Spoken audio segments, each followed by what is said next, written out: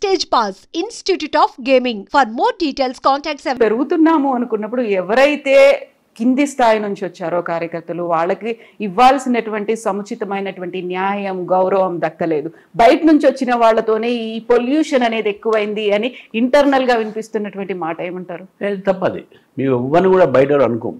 పార్టీలో చేరిన తర్వాత మా పార్టీ వాళ్ళే, అది ఎవరైనా కానీ మా పార్టీలో చేరాలనే మేము అడుగుతున్నాం. పార్టీ పెరగాలంటే కొంత రావాల్సిందే కదా. పార్టీ పెరగాలంటే బయట నుంచి కూడా రావాల్సింది. పార్టీ పెరగాలంటే కొత్త నాయకత్వం కూడా రావాలి. సో మాకు వేషజాలు లేవు, అటువంటి భేదభావాలు లేవు. ఇవన్నీ కూడా ఏంటంటే పార్టీ పెరుగుతుంది కాబట్టి కొంతమంది సృష్టిస్తున్నటువంటి నేరేషన్, మెయిన్గా మీడియా హౌసెస్, కాంగ్రెస్ పార్టీకి సంబంధించినటువంటి బీఆర్ఎస్ పార్టీకి సంబంధించిన కొన్ని మీడియాలు ఉన్నాయి. వాళ్ళు క్రియేట్ చేయ మా పార్టీకి అటువంటి ఫీలింగ్ ఏం లేదు. మేము వాళ్ళకి ఎంపీలు ఇచ్చినాము, ఎమ్మెల్యేలు ఇచ్చినాము, వాళ్ళకు మనకు చేస్తున్నట్టు మా కార్యకర్తలు ఎవరు కూడా వెనక ఊళ్ళో అందరూ పని చేస్తున్నాం కదా. ఎవరు కూడా ఆయనకి ఎందుకు ఇచ్చిన అడగట్లే. దిస్ ఆల్ మీ అందరికీ రెస్పెక్ట్ని ఇస్తామని చెప్పి చెప్తున్నాం. అది చేస్తా కూడా చెప్తున్నాం. మేము కాకుండా ఇది బయటి వాళ్ళు సృష్టిస్తున్నారు అన్నప్పటికీ కూడా మీ పేరు వచ్చింది అనుకున్నప్పుడు ఇమ్మీడియట్గా వచ్చినటువంటి వాయిస్, లౌడ్ వాయిస్, ధిక్కార స్వరం అంటారు దాన్ని, రాజాసింగ్ గారు బయటకు వచ్చారు. ఆయన మాట్లాడారు. చివరికి ఆయన నేను లవ్ లెటర్ రాస్తున్నాను, మీకో దండం, మీ పార్టీకో దండం అంటూ ఆయన లెటర్ రాశారు. ఆ ఇష్యూని ఎట్లా చూస్తారు మరి మీరు? ఇప్పుడు కొత్త ఏం లేదు కదా దాంట్లో. Early also it has happened. ఇప్పుడు కొత్తగా ఏదో పెట్టాలంటే కాదు కదా. ఆయన ఇంతకుముందు వాడు చేశాడు కాబట్టి సరే, అది అధిష్టానం తీసుకున్న నిర్ణయం. అది అధిష్టాన నిర్ణయం మీద అందరం కూడా కట్టుబడి ఉంటాం అనేది మేమందరం ఆలోచిస్తాం. మేమైనా దాని మీద ఆయన మాకు శత్రువు కాదు, మాకేమీ ఏది కాదు. ఆయన ఏదో ఇచ్చాడు, అది అదేది అందరూ చూశారు. పార్టీ క్రమశిక్షణతో ఉండాలనేటటువంటి ఆలోచన ఉంటుంది. కానీ ఒక్కటి ఈ సందర్భంగా చెప్తున్నాను, no one is above party. రేపు నేను కూడా ఈ పార్టీ కన్నా పెద్ద కాదు. Everyone is a party worker. నేను ప్రెసిడెంట్ అయినా మాత్రం ఏంది, నీ పార్టీ కార్యకర్తని. నేను ఎంపీ అయినా మాత్రం ఏంది, నీ పార్టీ కార్యకర్తని.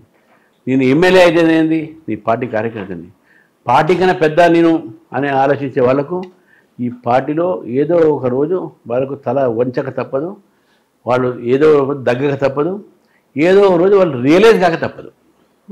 తప్పకుండా రియలైజ్ అవుతారు, అదే పొరపాటు చేసినాం. పార్టీ తల్లి లాంటిది. మన తల్లిని మోసం చేయకూడదు, దగా చేయకూడదు. తల్లి కన్నా నేను పెద్ద అనుకుంటే ఎట్లా? ఢిల్లీకి రాజైనా తల్లికి కూర్చే కదా.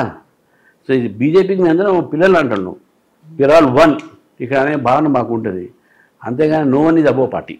కాకపోతే రాజాసింగ్ లేపినటువంటి క్వశ్చన్స్ చాలా వ్యాలిడ్ క్వశ్చన్స్ అనిపిస్తున్నాయి కదా. ఇప్పుడు డబుల్ ఇంజన్ సర్కార్ రావాలనుకున్నారు, అక్కడ కేంద్రంలో ఇక్కడ రాష్ట్రంలో రావాలి. ఎవరైతే కార్యకర్తలు ఉన్నారో వాళ్ళ వల్లే 8 ఎంపీలు 8 మంది ఎమ్మెల్యేలు వచ్చారు. బట్ ఇప్పుడున్నటువంటి ఈ సిచ్యువేషన్ వల్ల స్వయంగా బీజేపీలో ఉన్నటువంటి కొందరు లీడర్లే తెలంగాణలో బీజేపీ రావద్దని కోరుకుంటున్నట్టున్నారు అనే మాట ఇదే బిల్డింగ్ నుంచి ఆయన మాట్లాడారు కదా.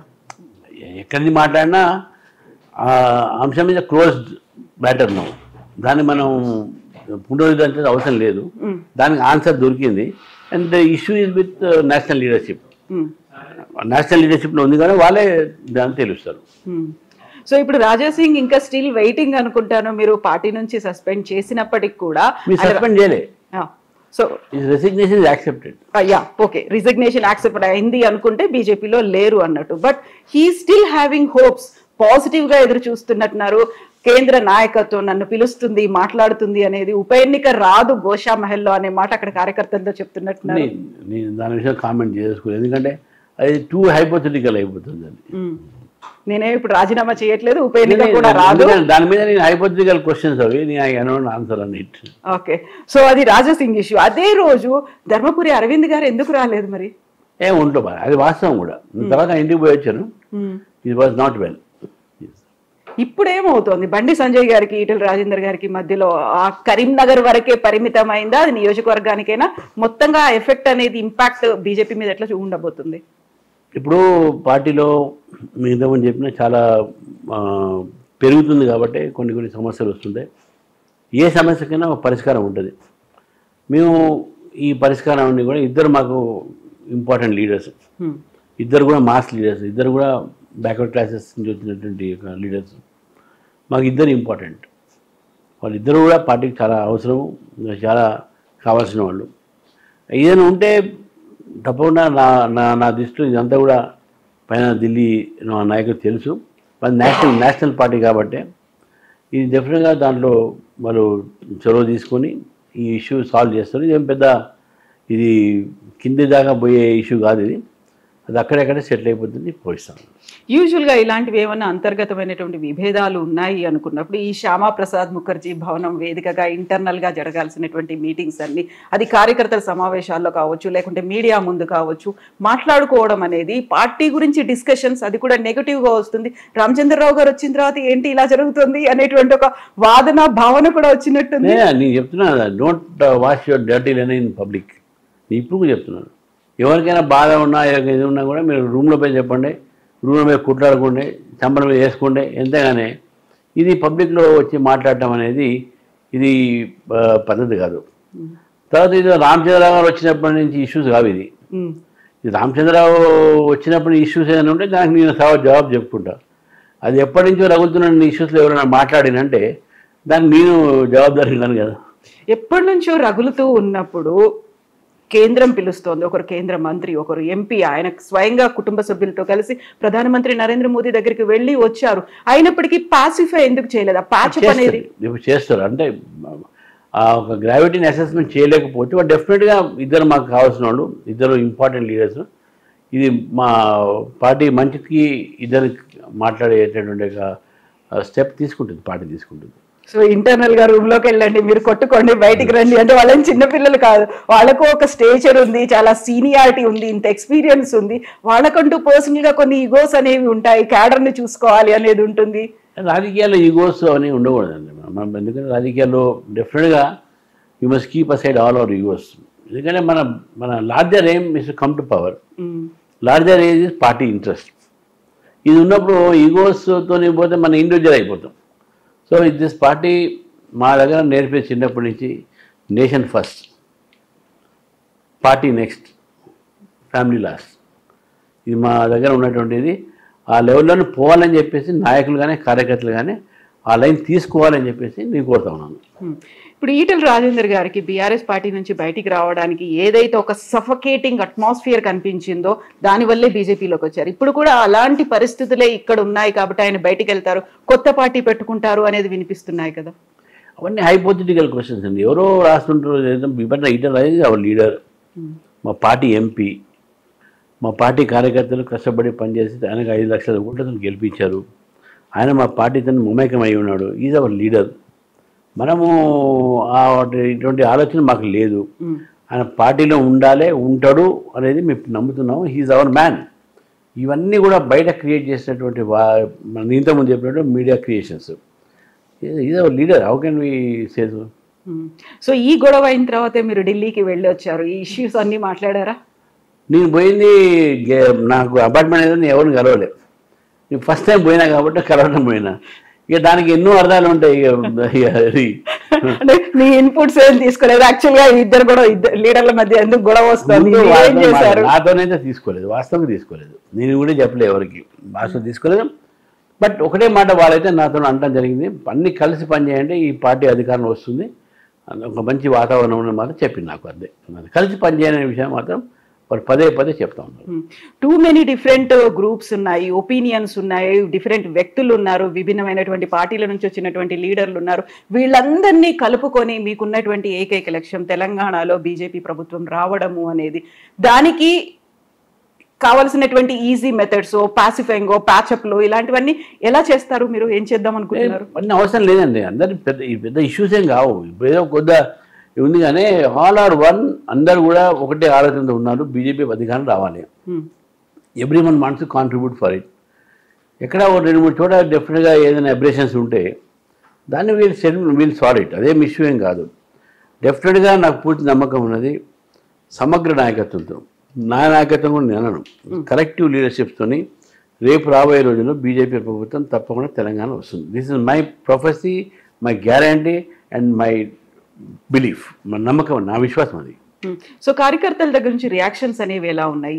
ఇంతమంది ఇన్ని రకాలుగా వినిపిస్తున్నాయి, వాదనలు అనేవి ఉన్నాయి, గ్రూపులు అనేవి కనిపిస్తున్నాయి కాబట్టి ఫస్ట్ ప్రయారిటీ అంతా ఎప్పుడూ గ్రౌండ్లో ఉన్నటువంటి కార్యకర్తల దగ్గర నుంచి తీసుకోవాలి. రియాక్షన్స్ ఎలా ఉన్నాయి? కార్యకర్త భారతీయ జనతా నేను కూడా కార్యకర్తని, ఈరోజు కూడా నేను కార్యకర్తని. భారతీయ జనతా పార్టీ కార్యకర్త తన పార్టీ కోసం ప్రాణం ఇచ్చేటటువంటి వ్యక్తులు ఉంటారు, త్యాగం చేసే వ్యక్తులు ఉంటారు. సిద్ధాంతం కోసం కూడా నేను చనిపోవడానికి సిద్ధంగా ఉన్నాననేటువంటి మా క్యాడర్ అది. ఇవన్నీ పైన వాళ్ళు ఏమో మాట్లాడుకుంటే వాళ్ళ మధ్యన ఉన్నటువంటి ఒక ఏదైనా భేదాభిప్రాయాలు ఉన్నా కూడా అది కింది దాకా పోదు, వాళ్ళు పట్టించుకోరు కూడా. వాళ్ళకు రామచంద్ర కాదు ముఖ్యం, వాళ్ళకు భారతీయ జనతా పార్టీ ముఖ్యం. వాళ్ళకు ఇంకో ఎక్స్ వయో ముఖ్యం కాదు, బీజేపీ ముఖ్యం. కాబట్టి కార్యకర్తలు ఈరోజు కూడా చెప్తున్నారు, కార్యకర్తలు కూడా నేను చెప్తున్నాను, మీ ద్వారా చెప్తున్నాను, మనకు వ్యక్తులకు సంబంధం లేదు. మనం వ్యక్తుల కింద పనిచేసేవాళ్ళం కాము, మనం పార్టీ జెండా కింద పనిచేసేవాళ్ళం, పార్టీ ఎజెండా కోసం పనిచేసేవాళ్ళం మనం. ఇప్పుడు ఎదురుగా మీకు ఏ టాస్క్లు కనిపిస్తున్నాయి, ఏవి ఛాలెంజింగ్? చాలా పెద్ద టాస్క్. మేము 3-4 సంవత్సరాలు ఇప్పుడు అధికారంలో రావాలనే లక్ష్యం మాకుంది. ఆ లక్ష్యం మీరు చేరుకోవాలంటే యుద్ధాలు చాలా ఉన్నాయి దారిలో. ముందు జూబ్లీ ఎలక్షన్స్ వస్తాయి, మాకు ఈ ఎలక్షన్స్ మన గ్రామ పంచాయతీ ఎలక్షన్స్, లోకల్ బాడీ వస్తాయి, మున్సిపల్ ఎలక్షన్స్ వస్తాయి. దాని తర్వాత మేము మళ్ళీ మెయిన్ ఎలక్షన్స్ వస్తాయి. ఇందులో పెద్ద ప్రయాణం, ఇందులో హైపోతుంది, అది కూడా హైపోతుంది కదా. Why should we say company అది రావాలని కూడా మేము కోరుకోము, ఎందుకంటే మా why should we bring unnecessary elections to the public. కాకుంటే స్పీకర్ కి మీరే లెటర్ రాస్తారు అనేది కూడా వినిపించింది. ఆయన ఇంకా చెప్పేటోళ్ళు చాలా మంది చెప్తారు, అది నమ్మేటోళ్ళు ఏంటంటే కొంచెం గ్యాప్ పెంచుకుంటారు, అది నమ్మని వాళ్ళు మంచిగా ఉంటారు. అదే భరోసాతో రాజాసింగ్ ఇంకా వెయిట్ చేస్తున్నారా? నేను అంటే ఆయన ఏం ఆలోచించింది నాకు తెలియదు కానీ, బట్ పార్టీ అధిష్టానం దృష్టిలో అన్నీ ఉన్నాయి. వాళ్ళు ఏ నిర్ణయం తీసుకుంటే అందరు దానికి కట్టుబడి ఉంటాం. సో ఇప్పుడు అందరినీ ఏకం చేసుకుంటూ ముందుకెళ్ళాలి, అందరినీ ఒక్కతాటి మీదకి తీసుకురావాలి. మీరు అన్నట్టుగా ఒకే గొడుగు కింద ఉండాలి, రాష్ట్రంలో అధికారంలోకి రావాలి అనుకున్నప్పుడు ఎక్స్టర్నల్ గా ఉన్నటువంటి ఫ్యాక్టర్స్ ఏంటి, ఏవి మీకు అడ్డంకిగా ఉన్నాయి అనుకుంటున్నారు? అడ్డంకిగా ఏముండదు, మా అడ్డంకి అంతా కూడా కాంగ్రెస్ అండ్ బీఆర్ఎస్ చేసే దుష్ప్రచారం, అబద్ధాల ప్రచారం. దాన్ని ఎట్లా తిప్పికొట్టాలి? ఈరోజు వాళ్ళ దగ్గర ఉన్నటువంటి అధికారం కానీ డబ్బు కానీ దీంతో రాజకీయాలు చేస్తే నడవదు. ఆ రాజకీయాలకు మేము బయటపడి సిద్ధాంతమైన రాజకీయాలు రాష్ట్రంలో తీసుకొని రావాలి. బూత్ రాజకీయాల నుంచి పోయి ఒక సంస్కృతి రాజకీయాలతో రావాలి అనేది మా నేను ఇప్పుడు కూడా నేను హార్ష్గా మాట్లాడినా, నేను ఏదైనా మాట్లాడినా కూడా నేను ఒక డిసైడ్ చేస్తాను. నేను తిట్టేది లేదు, ప్రైవేట్గా తిట్టుకుని ఎన్నో తీసుకోవచ్చు, కానీ మీడియా ముందు కానీ జనరల్ పబ్లిక్ పోస్టులు కానీ ఒక సంస్కారం అనేది, ఒక పార్లమెంటరీ లాంగ్వేజ్ అనేది మనం వాడాలి. నేను ఆ మధ్య చోట చెప్పాను, నేను టీవీ అసెంబ్లీ నడుస్తుంది అంట, పిల్లలు టీవీ బంద్ చేస్తున్నారట. ఎందుకంటే పిల్లలు కొత్త కొత్త బూతులు నేర్చుకుంటున్నారు చూసి. అటువంటి ఒక సమాజం అయిపోయింది తెలంగాణ. ఆ తెలంగాణ సమాజం అటువంటి కాదు. మనకు సంస్కారం ఉన్నది, మనకు భాష ఉన్నది, మనకు ఒక ఆలోచన విధానం ఉంది. ఇది కాదు కదా. తెలంగాణ బూతుల కోసం వచ్చిందా? తెలంగాణ కొట్లాడ కోసం వచ్చిందా? తెలంగాణ దోచుకోవడానికి వచ్చిందా? ఇది కాదు కదా. సో ఇప్పుడు బోల్డ్ అనే ఇష్యూస్ మీద అటు బీఆర్ఎస్ ఇటు కాంగ్రెస్ పోటీ పడుతున్నాయి. అందులో కాళేశ్వరం ప్రాజెక్ట్ కావచ్చు, ఫోన్ ట్యాపింగ్ ఇష్యూస్ కావచ్చు, వీటన్నిటి గురించి. సో బీజేపీ వాయిస్ ఎక్కడుంది? ఇప్పుడు అది గవర్నమెంట్ ఒక ఎంక్వైరీ పెట్టింది. మాకు ఈ గవర్నమెంట్ ఎంక్వైరీ మీద నమ్మకం లేదు. ఎందుకంటే బీఆర్ఎస్ కాంగ్రెస్ ఎప్పటికైనా వాళ్ళు ఇద్దరు కుమ్ముకై దాన్ని క్లోజ్ చేస్తారు. అందుకే సిబిఐకి ఏమంటారు, మీ సిబిఐకి ఏమంటారు? ఇది కాళేశ్వరం సరే. ఫోన్ ట్యాపింగ్ కూడా అన్నారు. ఫోన్ ట్యాపింగ్లో అఫీషియల్స్ మీద అరెస్ట్ చేశారు, కాళేశ్వరంలో అఫీషియల్స్ అరెస్ట్ చేశారు. ఏదైనా రాజకీయ నాయకుని అరెస్ట్ చేశారా? ఎందుకు చేయలే? Because they both are one. అందుకే బీజేపీ డిమాండ్ చేసేదంటే ఇటు ఫోన్ ట్యాపింగ్ అయితే ఏంది, అటు కాళేశ్వరం అయితే ఏంది, అటు ఫార్మర్ రేసింగ్ అయితే ఏంది, ఇంకా ఏదైనా కానివ్వండి, ఇవన్నీ కూడా సిబిఐకి అప్పచెప్తేనే వాస్తవాలు బయటికి పడతాయి, నిజమైన దోషులు బయటకు వస్తారు, సరైన న్యాయం జరుగుతుంది చెప్పి నేను భావిస్తాను. సో మీరు బీఆర్ఎస్ మీద హార్ష్ వాయిస్ అనేది కనిపించట్లేదు, అంటే బీఆర్ఎస్ బీజేపీలో కలిసిపోతుంది అనేది, నెక్స్ట్ కేసీఆర్ కూడా ఏదో పెద్ద పదవి ఇవ్వబోతున్నారు అనే మాట. అంటే హార్ష్ వాయిస్ అని నేనేం చేయాలి? అక్కడ పోయి మైక్ పెట్టి గట్టిగా అరవాలా చెప్పండి? ఇప్పుడు నేను మాట్లాడే హార్ష్ కదా, నేను చెప్పింది కదా, వాళ్ళ మీద యాక్షన్ తీసుకో, సిబిఐ తీసుకురావాలి. అంతకన్నా హార్ష్ ట్రీట్మెంట్ ఏముంటుంది? ఇవన్నీ ఏంటంటే మన హార్ష్ అనేది నేను ఇప్పుడే చెప్పాను, why should we go for harsh language either and Congress or BRS or communist. నా సిద్ధాంతం నేను చెప్పుకుంటున్నాను, నా మాట నేను చెప్పుకుంటున్నాను. అది ప్రజలు చెప్తున్నా, ప్రజలు వినాలి కదా. ప్రజలు వినడానికి మనం చెప్తాం. మనం హార్ష్ లాంగ్వేజ్ ఏమైంది, పోయి చొక్కాలు చింపేయడము, వాళ్ళని కొట్టడం అక్కడ ఇది ఛాలెంజ్ హాస్యం కాదు కదా. అక్కడ ఛాలెంజ్లు అనేవి ఎక్కువ ఉన్నాయి, బస్తీ మీద సవాల్ అనుకుంటున్నారు కదా. ఇక ఎక్కడ ఉన్నాయి వాళ్ళ బస్తీ సవాలని షాడో బాక్సింగ్ అంటారు దాన్ని షాడో బాక్సింగ్ అంటారు. That is not real boxing. వాళ్ళిద్దరు ఒకటే షాడో బాక్సింగ్ అంటారు దాన్ని. అవి షాడో బాక్సింగ్ కోసం అరుస్తుంటారు అంతే. బట్ రియల్ ఇష్యూస్ మా దగ్గర ఉన్నాయి, చిన్న చిన్న అన్ని బయట పెడతాం, అందరినీ ఎక్స్పోజ్ చేస్తాం. Both parties will expose. ఏంటి బీజేపీలో బీఆర్ఎస్ కలుస్తోందా? ఇప్పుడు ఇటువంటి ఆలోచన ఉన్న వాళ్ళకు మనం ఆస్కార్ అవార్డు ఇవ్వాలి. ఈ ఆలోచన వచ్చినందుకు మంచి కథలు రాయాలి. సినిమాలు వీళ్ళకు ఇక్కడ పాలిటిక్స్ పనికిరారు, వారు సినిమా కథలు రాయాలి. సో సడన్ గా వైస్ ప్రెసిడెంట్ గారు ఎందుకని రాజీనామా చేశారు? ఆ ప్లేస్ లో మీరు కావాలని ఆయన రిజైన్ చేయించారు, ప్రెషర్ పెట్టారు అనే మాట. అది మరి కాన్స్టిట్యూషనల్ పోస్టు, అది పొలిటికల్ కామెంట్కు అది ఉండదు. ఎందుకంటే అది purely constitutional post vice president. కారణాలు హెల్త్ దాని కారణం ఆయన చెప్పారు, మనం నమ్మాలి అంతే. మన తెలుగు వాళ్ళని ఎవరినైనా అక్కడ అపాయింట్ చేస్తున్నారా, ఎవరన్నా నిలబెడుతున్నారా? వారిలోకి బోల్డ్ పేర్లు అయితే వినిపిస్తున్నాయి. అంటే ఒక సీట్ ఖాళీ కాగానే చాలా పేర్లు నిలబడతాయి.